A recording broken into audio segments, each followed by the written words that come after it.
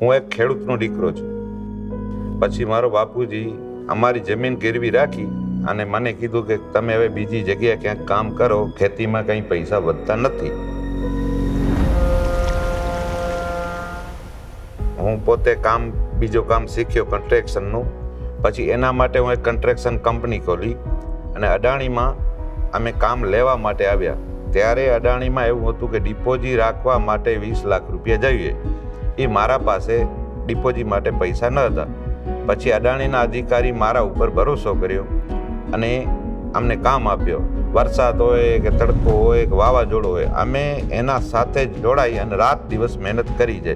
કન્સ્ટ્રક્શનનું પણ કામ કરીએ છીએ, લેબર સપ્લાય પણ કરીએ છીએ અને લોજિસ્ટિકનું પણ કામ કર્યું. 35 લાખ ટન જેટલું લોડિંગ અનલોડિંગનું કામ કરીએ છીએ પોર્ટમાં અને 160 જેટલા માણસો છે. ત્યારે મારા પાસે પૈસા ન હતા અને હમણાં હું વર્ષમાં મિનિમમ 15 થી 16 કરોડનું ટર્નઓવર મારો થાય છે. કે ક્યારે પણ તમે શોર્ટકટમાં કરશો તો ક્યારે કમાવશો નહીં. માણસને જિંદગીમાં એકવાર ચાન્સ ભગવાન આપે જ છે. અમને ચાન્સ આપ્યો અડાણીના નામે.